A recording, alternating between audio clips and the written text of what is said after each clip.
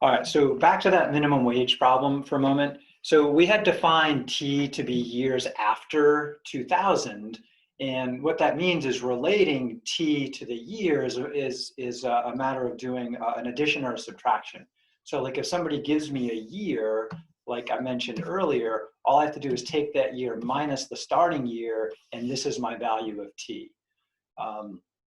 And so that's kind of important. So in algebra, another way I could state that T is years after 2000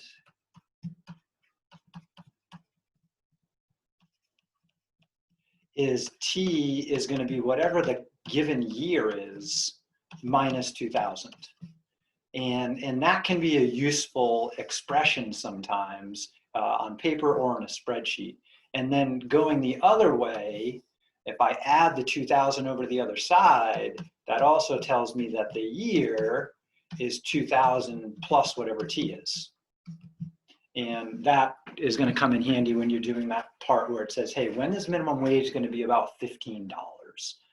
We got some number for T, we added it back onto 2000. But this, I think, is a really important part right there. That T is just the year minus 2000. We can write that down in words, or we can write that down as an equation. So these two lines mean the same thing. We have the words version, and we have the algebra version. And I'll show you later that this can be a useful spreadsheet idea, that subtraction there. All right, so moving on, the next question, which most of you already jumped ahead and plowed into, is the height chart problem. Now, they give 3 different curves here. The green one is what's called the 95th percentile. So if a 10-year-old is 115 centimeters tall, that means they're taller than 95% of boys their age. And let's pick on, let's see, a 14-year-old, if they were 150 centimeters, then they're at this blue curve right here. That's called the 5th percentile. That means they're taller than only 5% of boys their age, and 95% of their boys their age are taller, okay? The red one, the one in the middle, is what's called the 50th percentile. So that's average height for boys between 2 and 15 years of age. And I'm going to copy this so I can draw on it because I want to introduce some new words to you today. Important thing to note about this particular chart, remember these are my X values over here at the bottom. That's also called my independent variable. Right? Age just happens, time goes by. This particular chart is only relevant if a boy is between 2 years old and 15 years old. You get this rough line of growth. That line is not going to continue forever though, right? It's not just going to keep going as they get into their 20s, 30s, 40s. They're not going to grow forever, right? Eventually we reach our maximum height, and for boys and girls, that happens around 15. So this is super important that this is only relevant for boys between 2 and 15. So something I could write down here is that my X values have to be less than or equal to 15 and greater than equal to 2. In other words, between 2 and 15. So this is the math way of stating that the age has to be between 2 and 15. Could it be 2? Yep. Could it be 15? Yep. Does this graph give us any information about 16-year-old boys? No. Does it give us any information about 1-year-old boys? The answer is no, it doesn't. Okay? So whenever we're using a graph or an equation to go within the given data, that's called interpolation.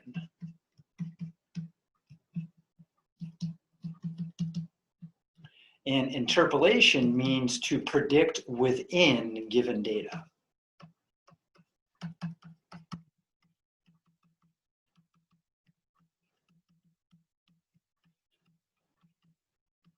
So if you ask me to make some predictions from a boy that's 7 years old, 8 years old, 13 and a half, 14 and a half, I can do that. And that kind of a prediction is called interpolation. If you try to make a prediction outside of the data, like, eventually there's going to be, these boys are going to be 16, 17, 18, 19, 20. When you go outside the data, that's extrapolation. So if I tried to extend any of these graphs, that would be called extrapolation.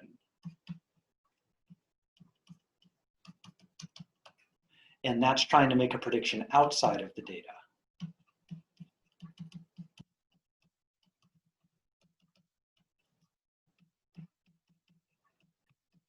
And although in this lesson, the words extrapolation and interpolation aren't used, you are asked to think about what is relevant to this particular graph, to this particular set of data. And I just wanted to introduce those words, as that's how a lot of people might talk about it.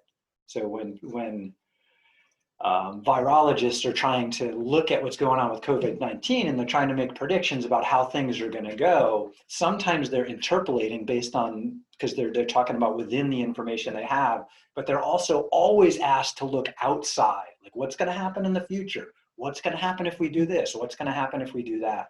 And anytime we branch into these unknowns, especially about the future, that's an idea called extrapolation. And sometimes it's almost always a useful thing to do, but it can be dangerous because this area outside the graph is unknown, right? We're just making these guesses based on some education that we have about what's going on.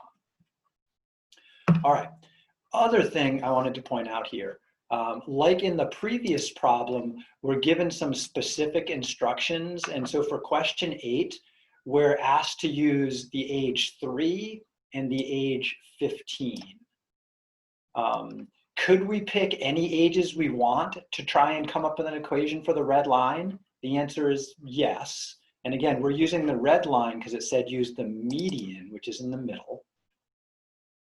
But for this particular question, it said, hey, just use age 3, just use age 5.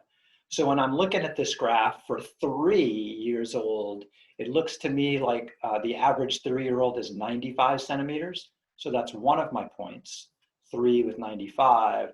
And for a 15-year-old on the red middle line, it looks like 170. Am I reading that right? Anyone else agree with me? I think that's right. Let's write that down. So for our equation, for the age versus the height on the middle curve, it looks like 395 is 1 point and the other is 15, 170. And just double check by tracing over there. Yeah, 15 goes with 170 and 3 goes with 95. So those are the 2 points that we're going to use. First, we find the slope, and then we find the y-intercept. Some harder parts for this right here come later. Like when they ask about a 16-year-old boy and a 30-year-old man, right? I stopped growing when I was a late bloomer. So I think I was like 17 or 18 when I stopped. But I had some friends that were huge at 15. They didn't get much bigger. Everyone's a little bit different, but 30-year-old, there's not many people that are still growing, at least height-wise, at 30. Here they talk about number 12, what domain? So domain are the values of the independent variable we can work with.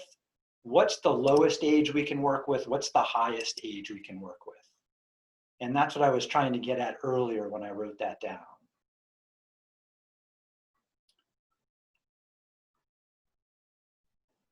And so that one's not too bad. Question 13 and 14 were a little bit more work. And so that's when you're definitely going to want to consult with a classmate or me on that. And I'm going to come back to this in a minute. I'm going to ask you to pause your brains on this problem for a sec, because I do want to talk about one of the homework problems. And once I'm not going to do the whole problem, I'm just going to start it. And then we can come back and finish up any of this stuff together. So I'm going to skip out of here for a sec. We got basically what we need to finish that off.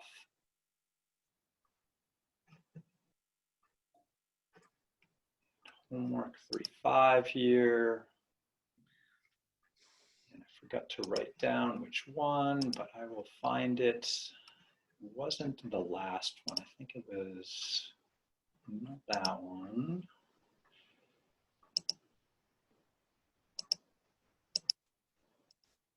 I guess it was earlier. Okay. Let's go back to the beginning then. Not that, not that. This one here. Okay. So question number 5. This is super, super important. The instructions below the data say create a scatter plot on paper.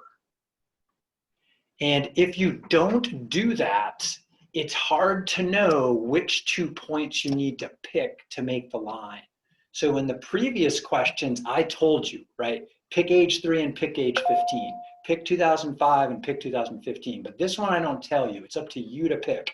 The only way you can make a good choice about which years to pick for the points is to look at it on a piece of paper and decide which 2 points your line is going to go through.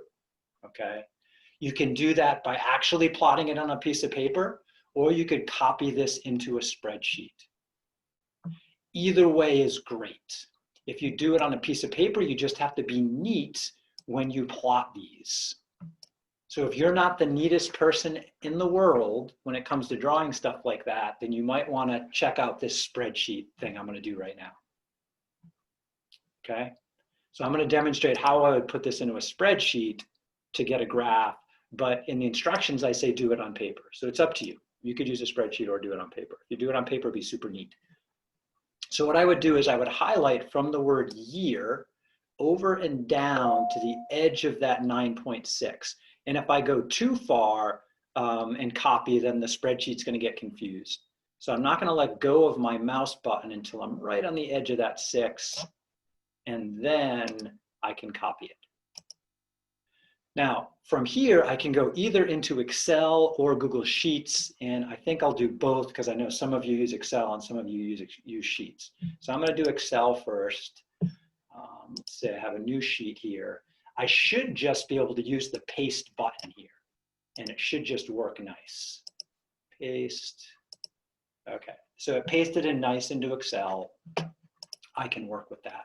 And then to make a graph of it, I could use the titles or I could just use the numbers. I'm just going to grab the numbers here. And what we do is, again, we highlight the data we need. And then in Excel, it's insert and then usually recommended charts. Now here it's connecting the dots. I do not want that. So I'm going to have to say, okay, anyway, all charts, and I want scatter. And the second one is probably the one I want. So those are my points right there. So earlier I said you really got to graph them to see which 2 points, because if you picked these last 2 points, your line's going to go like almost straight up and down, and that's going to really mess things up. All right. So what I would do next is just hold a piece of paper up to the screen or a ruler or something and try and guess at 2 points to pick through here. And then once you've identified those 2 points, write them down on paper. So again, I'll do this in Google Sheets. Let's use this one right here. Once you've copied it, get over to a blank sheet, and you should just be able to paste it in. If you copied it right, it should paste in nice. And then in Google, I can either use the Insert Chart button, or I can go to the Insert menu and say, hey, give me a chart, please. Google decided to give me just dots, but notice in Google, it's going from 0 all the way up to 12. Excel did it a little different. Excel went from 9.4 to 10.8. It zoomed in on the points. So not all spreadsheets behave in the same way. It's not a big deal. And again, I would try to hold a ruler up here and try and estimate, what's the best 2 points to pick there. It works. Yeah, it's right. You just hold a piece of paper up, so I'm just like, for me, I'd be tempted to pick the second point and the second to last point, I think. So I would pick, I'd be inclined to pick 1921 and 2008 for the 2 points I'm going to use to make my line. But you can't just randomly pick any two, because again, like, let's look at this Excel graph here. Let me copy that into my notebook.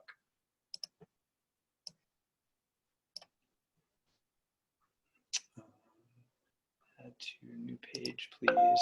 If I say, you know, the first and the last point's probably not too bad. That's okay, right?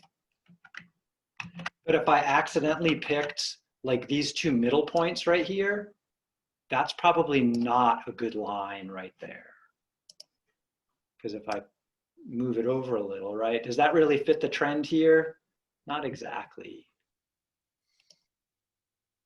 So you could accidentally pick 2 points that give a really crappy line. So again, sometimes you just got to look at the data and estimate what to do.